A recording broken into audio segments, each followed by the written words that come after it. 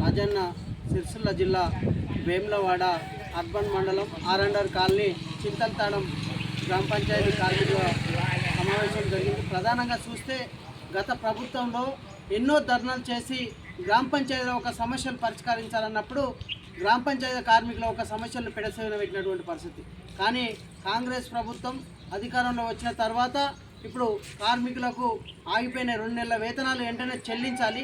ఎందుకంటే ఈ శివరాత్రి పండుగలు వస్తున్నాయి కాబట్టి కార్మికులకు ఇలా కేంద్ర బీజేపీ ప్రభుత్వం అధికారంలోకి వచ్చిన తర్వాత జీఎస్టీ పేరుతో నిత్యావసర సరుకుల మీద విచ్చలవిడి రేట్లు పెంచి కార్మికుల ఒక పొట్టలు కొడుతుంది. ప్రధానంగా రాష్ట్ర ప్రభుత్వం అన్న ఆలోచన చేసి ప్రతి నెల కూడా ఆ కుటుంబం బాగుపడే విధంగా నెల నెల జీతాలు వేయాలి.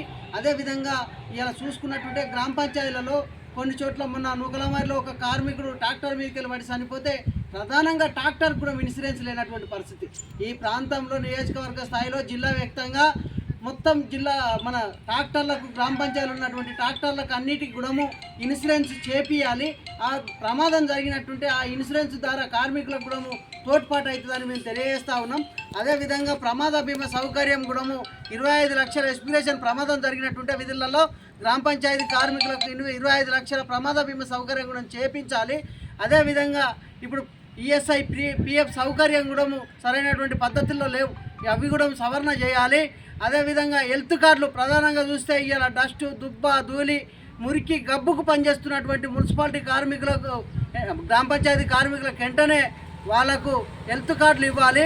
అదేవిధంగా ఇలా చూస్తుంటే ఈ జీతాలు ఆగిపోయిన జీతాలు మాత్రం వెంటనే తక్షణమే అవి అమలు చేసి అవి ఇచ్చేయాలి ప్రతి నెల కూడా.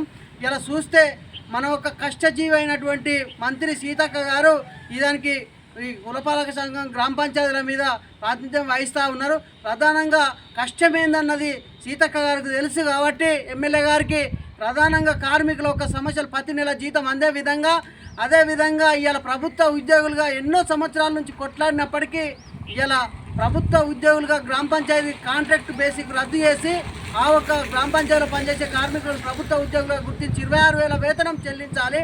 ఈ యొక్క ఇవి చేసినటువంటి ఈ కార్మికుల ఒక సమస్యలు పరిష్కరించాలి. లేని వేళలో పెద్ద ఎత్తున ఆందోళన కార్యక్రమం చేస్తామని సందర్భంగా తెలియజేస్తూ ఉన్నాం.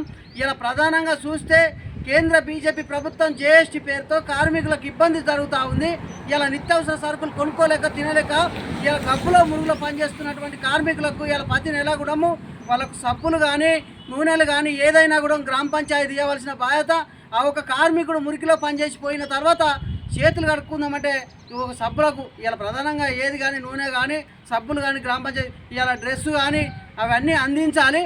ఈ యొక్క పెన్షన్ సౌకర్యం కూడా ఇవాళ ఏజీ పడ్డ వాళ్ళని రిటైర్ చేసి పెన్షన్ కూడా అనుకూలంగా ఆ ఒక జీవో కూడా అమలు చేయాలనేది కూడా మంత్రి సీతక్క గారిని కోరుతా ఉన్నాం.